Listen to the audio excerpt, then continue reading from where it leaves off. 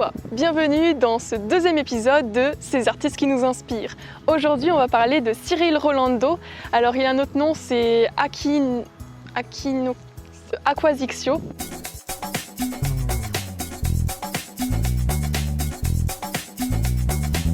En fait, il exerce ses illustrations par hobby, c'est-à-dire qu'en fait, à côté, il exerce toujours son métier de psychologue.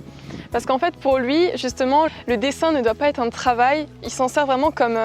son but, c'est vraiment de s'en servir comme exutoire pour vraiment se déstresser et retrouver son calme intérieur. Lui, il ne peut pas dessiner sans émotion, c'est-à-dire que vraiment, c'est sa raison qui le pousse à dessiner, donc c'est en quelque sorte son carburant. S'il ne ressent pas cet élan, parce que voilà, même avec des émotions assez néfastes comme la colère ou la tristesse, il s'en sert pour dessiner. Et donc vraiment, je voulais partager cet artiste avec toi parce que voilà, il m'inspire énormément et il m'impressionne par toutes les idées qu'il arrive à sortir, par aussi son jeu de couleurs qu'il fait. Il passe énormément de temps à travailler sur les couleurs, c'est sa base de composition. Tu remarqueras dans ses dessins que vraiment il y a un univers assez onirique, qui relève du rêve, puisque vraiment ces univers sont un peu aberrants, voilà, ça fait surréaliste. Et en fait, justement, il s'inspire de Boris Vian.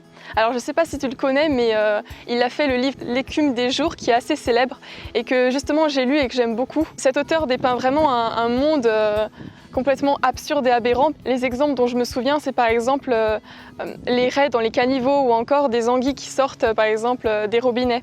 Et donc il s'inspire vraiment de tout ça pour faire ses illustrations. Aussi la particularité de cet artiste, c'est qu'il cherche vraiment à mettre des petits indices, des petits messages cachés dans ses illustrations, mais il ne va pas vraiment te dire quel est le message. En fait, il a envie que chaque personne se réapproprie l'image et il voit soi-même sa propre interprétation. C'est là aussi qu'on retrouve le fait qu'il est psychologue. Et c'est pour ça qu'il cherche à vraiment mettre le plus de détails possible dans ses illustrations. Il dit que dans une interview, justement, peut-être des fois ça peut faire trop, mais c'est pas son but. Son but, c'est de mettre le plus de détails. Il dit qu'il voit ça comme un rébus, avec plein de petits éléments comme ça qui rapportent à des mots, à des émotions. Aussi, beaucoup de ces sujets sont des enfants, parce qu'en fait, il voit beaucoup de ses patients qui sont en fait désenchantés, qui n'ont plus leur âme d'enfant. Et donc c'est pour ça qu'il met ça dans ses dessins. C'est pour ça aussi qu'il met aussi pas mal d'animaux dans ses illustrations. Par exemple, une girafe qui mange la lune, parce qu'en fait, il veut vraiment dépeindre un univers en fait, où l'imagination gouverne le monde, où tout est possible, où vraiment, qu'en gros, il n'y a aucune frontière. Et vraiment, c'est là que tu peux trouver aussi ta liberté et ton inspiration. Il aime beaucoup dépeindre aussi un petit peu un aspect mélancolique dans ses illustrations, voire triste, parce qu'il dit que c'est plus intéressant de montrer quelque chose qui est triste, où voilà, il y a un petit peu de douleur derrière, que quelque chose, que des enfants heureux ou des choses vraiment où tout va bien, parce que pour lui c'est une dimension beaucoup plus intéressante, justement parce qu'il est psychologue. Alors il a une chaîne YouTube qui est assez intéressante. Il y a une feuille qui s'accroche.